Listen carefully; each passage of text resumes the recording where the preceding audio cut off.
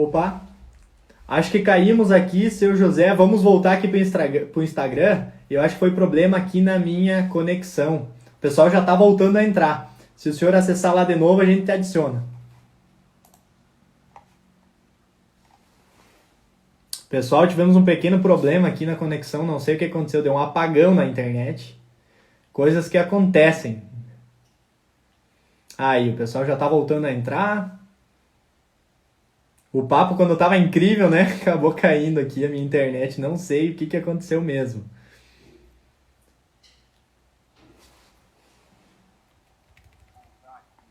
Vamos lá. O Alvenir fala aí que foi a concorrência. O pessoal tá derrubando a nossa live, pessoal. Não sabemos o que fazer aqui. Legal, vamos voltar, porque a conversa estava muito boa aqui com o seu José. Ele estava contando da história, né, do surgimento da cultura aqui. Agora eu vou conseguir aceitar, seu José, aqui. Ótimo. Aqui, vamos ver, vamos ver. O senhor já apareceu por aqui.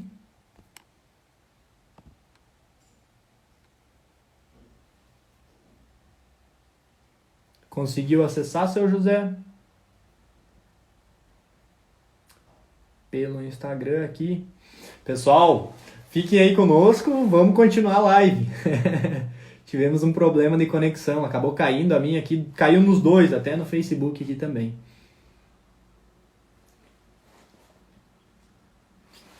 Se o senhor conseguir aí, seu José, eu já lhe coloco de volta aqui. Vamos ver se o senhor está disponível aqui para me lhe adicionar. Ainda não me apareceu aqui na live.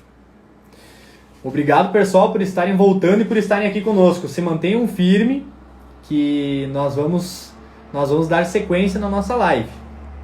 Deixa eu ouvir o seu José daqui. Vamos ver lá, vamos ver lá. O senhor conseguiu acessar lá, seu José? No Instagram? Enviar solicitação. Isto, aí. Agora sim, agora vamos conseguir aceitar aqui. Estamos. Agora estamos aguardando a conexão, no que voltar. Tá conectando, ok, Aí. voltamos finalmente. Tropeçando na tecnologia. Mas vamos adiante, então. Vamos adiante, é isso aí. Bom, ok. Então, o que aconteceu com esses olivais antigos? A gente tem que saber um pouco ler a história para tirar proveito dela. Né? Uhum. A oliveira, segundo a história, ela nasceu pela Pérsia, né? Se desenvolveu nos países árabes e, com as migrações mouras, ela acabou se espalhando por todo o Mediterrâneo. O que tem o Mediterrâneo? O Mediterrâneo tem um solo pobre, mas alcalino. Nós aqui, em geral, na América do Sul, temos um solo ácido e relativamente rico. Tá? Então, a oliveira nasceu em terras com pH, terras alcalinas, né? E sempre que ela veio para o Novo Mundo, ela acabou fracassando. Por quê? Porque a primeira vez no Rio Grande do Sul que se utilizou calcário na agricultura foi lá no início do ciclo da soja, em 1967. Então, tu como agrônomo sabe disso, né? Então, tudo que foi feito antes, né, nunca viu uma gota de calcário. Então, o que aconteceu? Essas oliveiras se desenvolveram, algum calcário tinha naquele solo, algum cálcio tinha naquele solo, ela produziu 1 ou 2 anos e entrou em decadência e pronto. A olivicultura praticamente acabou no Rio Grande do Sul. As árvores, algumas delas, prosperaram, mas não produziam mais. Qual é, então, a outra lição que nós podemos tirar desse passado? Podemos tirar a lição de que algumas variedades, mesmo sem tratamento fitossanitário, mesmo estando num solo ácido, viraram árvores gigantescas. Tá? Então, essas duas questões, né, das variedades que se desenvolveram bem aqui, nos deixou pensando, mas vem cá, se eu corrigisse o solo de forma adequada e plantasse essas variedades, né, será que nós teríamos sucesso aqui?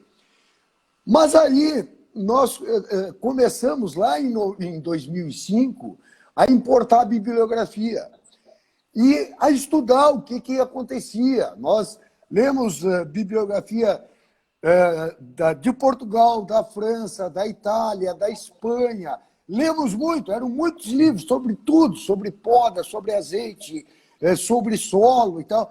Só que aquilo, a olivicultura que nós temos lá, não se aplica aqui. Tá? E aí, com a minha formação, eu me vi impotente para começar uma coisa nova aqui. Tá? Apesar de que, um ano antes, uma turma aqui de Caçapava começou a plantar oliveira. Eu nem sabia disso. Mas começaram a plantar da mesma forma que se plantava lá no passado.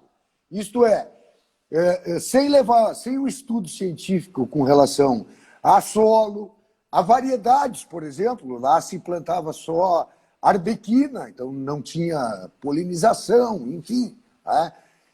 Bom, o que nós objetivamos lá quando nós começamos? Nós vamos tentar fazer alguma coisa e vamos tentar deixar um legado, já que tudo que foi feito até agora não nos deixou legado.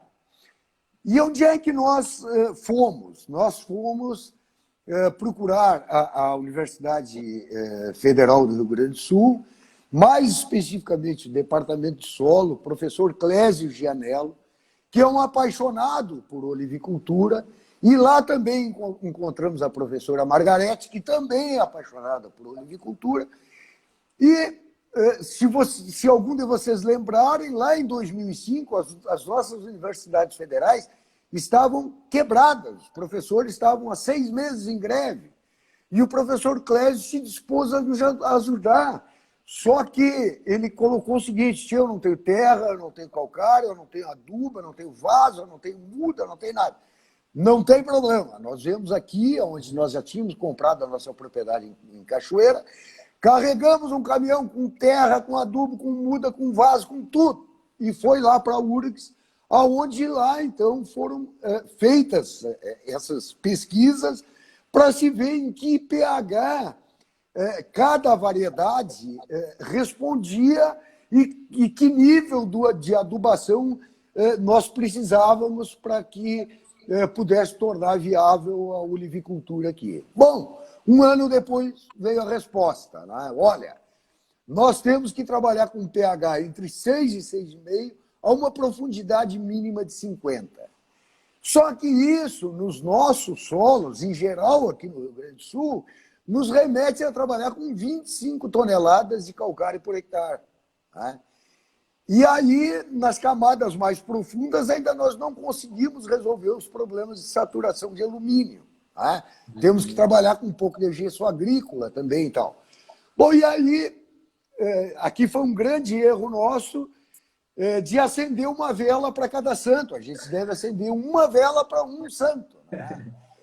E aí ficamos naquela história de, mas... E aí, um diz que isso era um absurdo, trabalhar com uma quantidade de calcário dessas. Né?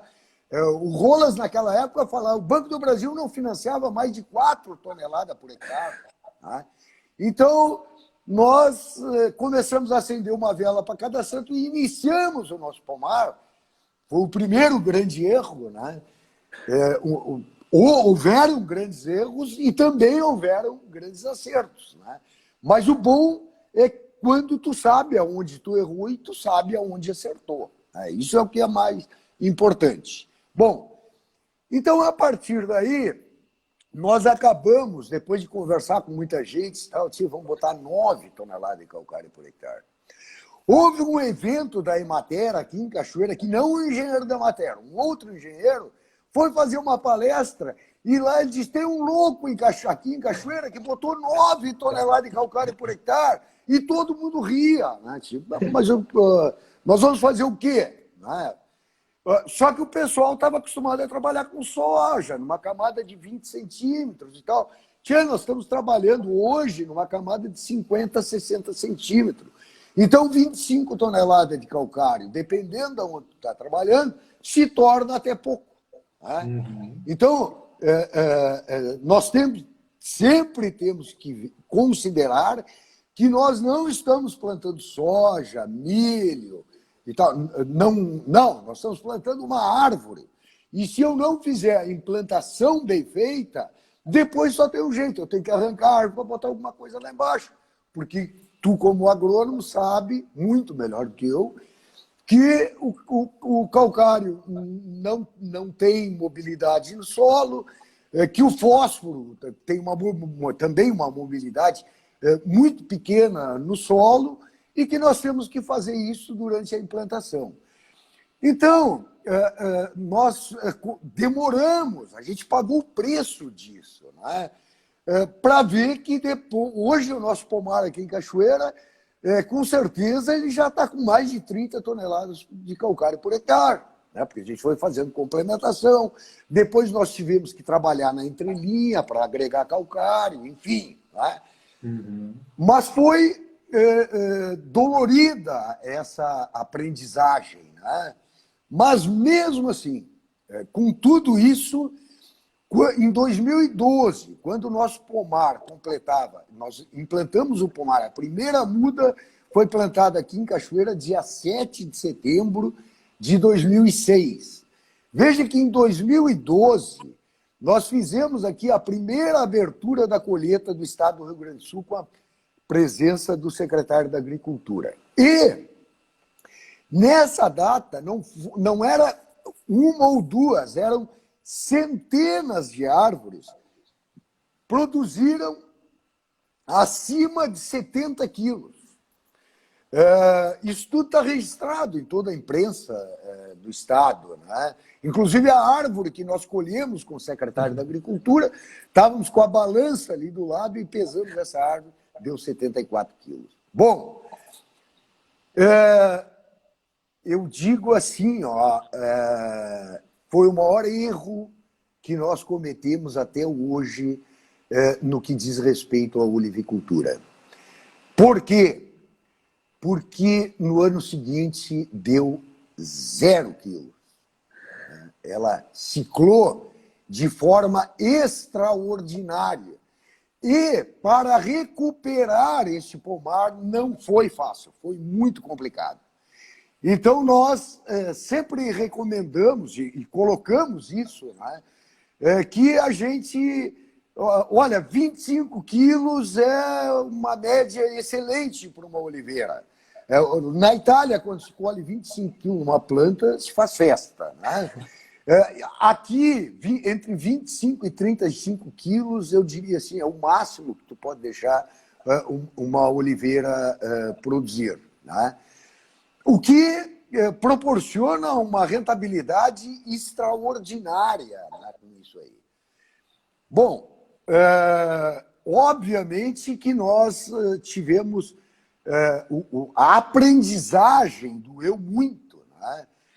No aspecto de nós termos ciclado bastante. Claro que toda fruta, a fruticultura tem esse problema. Ela cicla, mas a gente quer que ela cicle lá em cima, não que um ano dê um monte, no outro dê zero, no outro dê um monte, no outro dê zero. Né? E isso aí foi muito complicado de se atingir, porque envolve uma série de coisas. Envolve adubação, envolve poda, enfim, todos os aspectos agronômicos ficam envolvidos na cultura para que tu consiga ter uma ciclagem pequena. Isso é perfeitamente possível de fazer aqui no Rio Grande do Sul, em razão do nosso solo ser rico, né? E do regime de chuva que nós temos. Para que lá nos países árabes ou no Mediterrâneo se faça isso somente com fertirrigação. Né? Nós aqui, eu digo isso, repeti isso várias vezes, temos muito que aprender ainda. Há pouco eu vi alguém dizer, a roda está inventada, vamos lá. Não, chega. Falta muito. Mas nós já temos variedades absolutamente consagradas no Rio Grande do Sul. Tipo, tu plantar arbequina, arbosana, coroneque, coratina e tal, você não tem como errar, não tem mais como errar. Né? Mas nós temos perto de 900 cultivares de oliveira explorada comercialmente no mundo. Como é que nós vamos saber se uma dessas aí não vai se adaptar muito bem aqui? Então, nesse aspecto, eu quero dizer, temos bastante coisa para aprender. E mais uma coisa, nós iniciamos aqui se dedicando a azeitonas mais propícias para a produção de azeite. E nós recém estamos fazendo pesquisa com variedades para mesa, né? Aonde se precisaria uma área plantada no Brasil extraordinária, porque a azeitona combina muito bem com a cerveja, já o azeite não combina tão bem com a cerveja. Né? Então tem um vasto campo aí pela frente para que a gente possa explorar. Enfim, a olivicultura ela veio para o Rio Grande do Sul, no meu ponto de vista, para ficar. Em pouco tempo ela vai estar fazendo parte, e já faz hoje, da matriz produtiva do estado do Rio Grande do Sul. Temos uma... Como é que eu vou te definir isso? Nós temos um entusiasmo muito grande com a olivicultura e temos uma preocupação muito grande também. E te explico. O entusiasmo é em razão de nós termos aqui, quando bem implantado, um crescimento extraordinário, a entrada em produção de forma precoce e azeites que concorrem em qualquer lugar do mundo. Né? Então, isso é extraordinário e com uma rentabilidade muito, muito interessante. Eu trabalho com oliveira e com noz pecan e digo que são duas culturas campeãs em cada uma delas com a sua particularidade, né, em rentabilidade no agronegócio, não tem dúvida nenhuma disto. Né? Mas de onde está a nossa grande preocupação? A nossa grande preocupação está de que uma boa parte dos pomares que estão sendo implantados hoje, dentro de 4 ou 5 anos, estarão sendo abandonados. Porque nós não estamos fazendo como deve ser feito. Essa é uma grande preocupação. E que depois de implantado o pomar, é extremamente difícil de tu poderes recuperar isso aí. Tá? Realmente a implantação ela é de fundamental importância.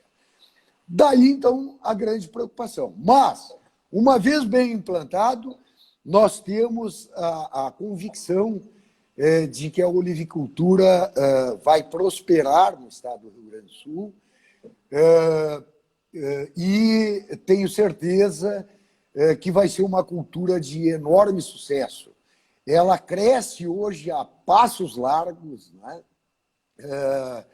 E nós até comentamos aí alguma coisa, não me lembro se foi antes aqui, né? De que existem lugares no estado do Rio Grande do Sul que são mais propícios para isso, principalmente em função da altitude, do regime de chuva, do tipo de solo. Né? Normalmente, a olivicultura em qualquer lugar do mundo, ela concorre com o mesmo espaço da uva. Tá? E aqui não tem sido diferente. Só que aqui nós temos que levar em consideração, quando os imigrantes italianos chegaram aqui, eles foram para a Serra Gaúcha, aquela terra lá que sobrou, para que eles cultivassem lá, né? Mas lá o clima é extremamente favorável, certo? Mas o solo, em função da saturação de alumínio que tu tem aí, tu está falando da onde? Tu está falando de Caxias? Eu estou falando de Passo Fundo. Passo Fundo, tá? Desculpe, tá? Então, a gente notou já que lá tem essa particularidade, né? Que lá tu tem que trabalhar com doses mais elevadas de calcário, tem que trabalhar com gesso e tal. Mas, uma vez feito isso, também a cultura se torna próspera. Óbvio que as terras lá naquela região também são bastante caras, e não é à toa que uma grande parte das vinícolas da Serra Gaúcha migraram para a Serra do Sudeste, né? Isso não aconteceu por acaso. É isso que eu quero colocar. Com certeza, com certeza. O pessoal vem participando bastante, seu Ed, é muita coisa. A gente tem aí, eu acho que nós temos uma série aí para montar de lives já, só com o que o pessoal vem interagindo e me mandando aqui mesmo no meu WhatsApp, vem baixando a mensagem e eu só vou vendo passar. Porque a gente está fazendo aqui uma live até para deixar o pessoal mais curioso, né, seu Ed? Porque a olivicultura está entrando mais forte no cenário das notícias e tudo mais, e para o povo, assim como um todo, há pouco tempo, né, senhor José? Como o senhor até mesmo comentou. Sobre isso, me dá um minuto, Diego. Pode falar. A oliveira mais velha da Itália, que é a oliveira de Lunis, ela tem 4.000 anos. Então, na Itália, se cultiva há 4.000 anos. Nós aqui estamos aí, vamos lá, com boa vontade, 15 anos. Tá? Então, nós temos muito que andar. Muito. Não, mas hoje, com os meios de comunicação e tal, tudo anda mais rápido. Eu concordo que anda mais rápido. Porém, quando eu planto uma nova variedade, eu tenho que esperar os 5, 6 anos para ela começar a produzir. Depois, para ver se ela é resistente a pragas e doenças, eu preciso esperar mais um pouco. Para ver se ela vai repetir a produção, eu preciso esperar mais um pouco. Para ver a qualidade do óleo, enfim, eu não consigo dizer para a oliveira, escuta, vamos lá que nós estamos na era da internet, né? Não adianta, ela precisa do tempo dela. Realmente. Então não é uma coisa tão fácil assim, né, seu José? Até puxando agora algumas perguntas que o pessoal quer ouvir já. É aquilo que todo mundo quer saber. Só deixa eu deixar claro o seguinte. Se eu souber, eu respondo. Se eu não souber, eu vou dizer passo. Tá? Perfeito, é isso aí. É dinâmico aqui. O pessoal tem me pedido aqui, já chegou umas 5 mensagens aqui do pessoal me pedindo como que é o investimento para um pomar de olivicultura. Como é que está o investimento e como é que está a lucratividade? O senhor já adiantou antes, na live de antes que a gente acabou caindo, que é uma das culturas mais rentáveis, ou até foi nessa, né? Mas é uma das culturas que tem uma rentabilidade super grande, ela e a nossa pecan. Como que está essa questão da rentabilidade e do investimento da cultura? Bom, com relação ao investimento, né, a gente passa o dia inteiro aqui atendendo clientes, né, que têm interesse em plantar, que querem saber e tal. Né? Bom, nós temos uma conta hoje que, para se implantar um pomar de oliveira da forma correta, colocando a quantidade de calcário necessário, escarificando, trabalhando com globe adequada, escarificando da forma correta, botando tudo contado. Olha, são 2 ou 3 passadas de escarificador, são 2 ou 3 passadas de globe, é niveladora para lá, planta semente, marca com RTK, estaca, muda, até o cordão para amarrar muda está cortado neste custo. Tá? Enfim, se tu contratar a prestação de serviço para fazer isso, tu vai gastar um pouco mais de 20 mil reais por hectare para implantar isso. Não vamos falar de preço de terra, tá? Bom, Aí o pessoal diz, mas é muito caro implantar um pomar de oliveira. Vamos lá. Um pomar de laranja em São Paulo, hoje o pessoal está gastando de 60 a 70 mil reais para implantar 1 hectare. Um pomar de parreira em espaldeira está chegando perto de 100 mil reais. Um pomar de maçã é 140, 150 mil reais. Mas vamos lá, então gastar 20 e poucos mil reais para implantar um pomar de oliveira é caro? Não, não é caro. Até porque nós devemos considerar o seguinte, quando nós implantamos um pomar de oliveira, nós não estamos fazendo para nós. Nós estamos deixando isso para os nossos filhos, neto, bisneto, tataraneto. Eu aqui na Oliva Sul, eu tenho árvores com 127, 128 anos, temos 66 árvores dessa aí, que no ano passado, em algumas delas, nós colhemos mais de 100 quilos de fruta. Então, quanto mais velha ela fica, né, melhor. Mais produtiva ela se torna, né? Então é uma cultura que tu está fazendo para a prosperidade, né? Por isso que ela se torna tão interessante e que o custo da implantação ele fica diluído a muito pouco se tu pensar nesse tipo de coisa. Nesse longo prazo, né, seu Então, até teve um colega comentando aí comigo, o Albenir, ele também mandou mensagem, mandou a sua pergunta, que estava muito vinculada a isso. Ele disse até assim, cara, tem na história, né, assim, falando até da questão simbólica que é, né, 4.000 anos aí tem plantas hoje, né, produtivas ainda, né, São José, então estão lá, exatamente, né? Exatamente. Quando a gente olha para isso, toda a questão simbólica, histórica dessa cultura, a gente vê que não só a perspectiva que a gente tem de tempo, né? Eu sempre comento com o pessoal que o ser humano é muito linear, ele consegue enxergar no curto prazo, né? E quando tu começa a falar em longo prazo, o negócio é exponencial, falando principalmente de oliveira, né?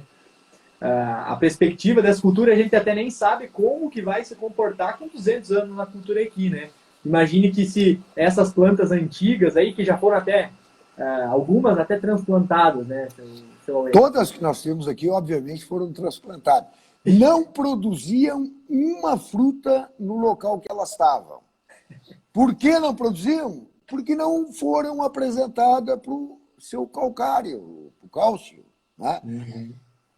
Podadas e removidas para cá, onde o solo estava corrigido de forma adequada, entraram em produção rapidamente. 3 anos depois nós estávamos colhendo. Que incrível. E até o nosso sistema, né, seu Ed, está em constante desenvolvimento e aprendizado, né? Eu até lembro dos comentários que o pessoal, há algum tempo atrás, acabava fazendo uma implantação mais nos moldes lá de fora, e aí teve toda essa mudança, o senhor já comentou um pouco. Mas lá fora, isso vem se desenvolvendo botar calcário, né? Lá fora não precisa botar calcário. Então, eu sempre... Isso aí é uma coisa...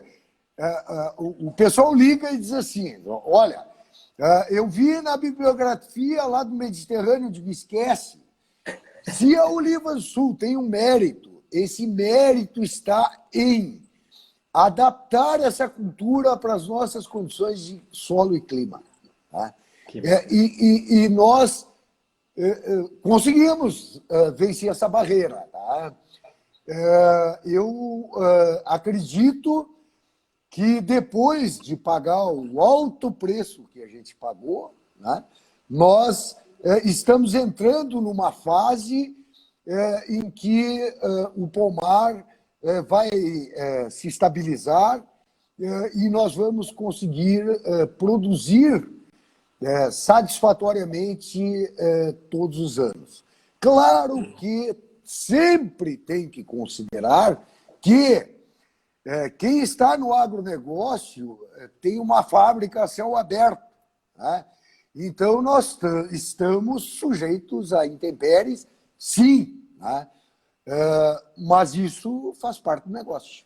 Com certeza, né? Todo produtor rural, né? Todo pessoal que vive o campo sabe que a indústria a céu aberto às vezes nos surpreende. E tudo que a gente faz que é dinâmico, né, seu Ed, acaba gerando sempre uma surpresa. É como nós aqui nessa live, acaba do nada, a internet interrompe aqui, cai. e às vezes isso acontece no nosso trabalho, no nosso dia a dia, e principalmente quando a gente fala em biologia, né? Então, é sempre uma grande surpresa, né? Sempre há alguma coisa diferente a ser descoberta, a ser desvendada, né? E o pessoal mandou muita pergunta aqui. Eu acho que nós vamos ter que já deixar agendado umas próximas 4 ou 5 lives aqui. Se tu quer fazer alguma pergunta a mais, nós estamos à disposição. Ainda temos algumas coisas aqui, senhor José. Teve até um colega que ele me pediu aqui. Ele disse, eu estou querendo implantar um pomar. Quais são as cultivares hoje que estão despontando e tem uma melhor adaptação aqui no nosso estado? Como é que está essa questão aí, senhor José? Bom, é assim, ó. Não foi de graça que se começou aqui no Rio Grande do Sul trabalhando com arbequina, arbosana, coroneike. Tá? A arbosana tem alguns probleminhas, ela, como é que eu vou te dizer? Ela é um pouco mais suscetível a algumas pragas e doenças, mas tudo perfeitamente controlado. A arbequina e a coroneike não, são variedades bastante resistentes. Tá? E para quem pensa em algum azeite um pouco mais, vamos colocar assim, mais potente, né? Ou até para fazer um blend com a arbequina, de repente, a coratina tem dado uma excelente resposta. Então, eu começaria, em se tratando de um pomar para extração de azeite, com essas variedades aí. Arbequina, arbosana, coroneike e coratina. Existem outras variedades que nós já vimos que vai ter um grande sucesso, certo? Mas nós sequer ainda estamos propagando essas variedades. Nós queremos mais 1 ano ou 2 aí, com uma quantidade maior de muda, o que nós fizemos no nosso pomar lá em Encruzilhada, para podermos ter um pouquinho mais de certeza com relação à resposta delas e lançá-las no mercado. Mas temos coisas muito boas. No mínimo, essas 4 aí, não tem como se errar com relação a ela. Que bacana, que legal. Olha só, pessoal, até eu fico surpreso aqui, né, seu Wade, porque como eu já tive várias visitas em pomares, conhecendo um pouco mais da cultura, sempre me chamou muita atenção. E só nessa live aqui, eu acho que 90% do que a gente teve conversando aqui, é tudo novidade para mim. Como é interessante o quanto a gente tem a explorar dessa cultura aqui, a aprender e a difundir de informação. A gente aqui do Agro Responde visa muito trazer as novidades, trazer o que tem de diferente acontecendo. É um projeto ainda recente, até para o senhor entender, né, seu Wade? Mas a nossa grande meta é, de fato, trazer esse tipo de informação de quem está na linha de frente, de quem está produzindo. Diego vai cair aí, ó, 20,58. Agora, como a gente acabou iniciando um pouco depois aqui, né, a gente ainda acaba tendo um tempo. Né? Eu acho que aqui no Facebook pode ser que caia. Mas até a gente vai encerrando, né, pessoal? Foi uma conversa, né, fantástica aí com o seu Wade. A gente vai agendar novas, se o senhor puder e estiver disponível aí conosco. A gente não tem problema, ficamos à sua disposição. Ficamos super felizes aqui do lado do Agro Responde. Nós temos, assim, ó, ficou muita pergunta ainda em aberta, até a gente lamenta por não conseguir responder. Se alguém quiser... Se tu não te importar, eu passo meu e-mail, o pessoal pode mandar as perguntas por e-mail, que a gente responde tudo, não tem problema nenhum. Que bacana, que bacana. O senhor pode deixar à vontade aí, depois acho que a live fica salva. Bom, então aqui, ó, tá aí o meu sobrenome, Awed, né, @olivassul.com.br. Pronto, barbadinha, awed, @olivassul.com.br. Mandem as perguntas, a gente responde e fico à tua disposição por uma próxima. Que bacana, com certeza, seu Awed. É um prazer enorme nós poder contar aí com a presença do senhor, com toda essa experiência relacionada às olivas. E a gente vai estar trazendo novos temas aqui, a gente vai especificar agora nos próximos, vamos falar só sobre a implantação, quando der. Assim que a gente puder falar só sobre o processamento, ficou muita coisa aí. Sobre as... Tu viu que tu queria só falar de azeite, hein? Fica muita coisa, de fato. A gente fica muito feliz com a participação de todos que estão aqui conosco, tanto pelo Facebook como pelo Instagram. Eu lembro todo o pessoal aqui, seu Ed, de nos acompanhar aí pelo Agro Responde no Instagram, no Facebook, no YouTube também. E essa live aqui vai estar virando depois um podcast, vai ficar aí para sempre, seu Ed, como também as oliveiras, né? Uma grande história a ser contada.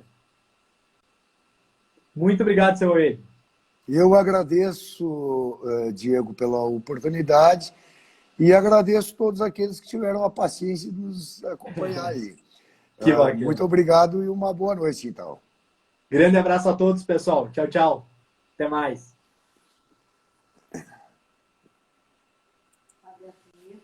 Tá.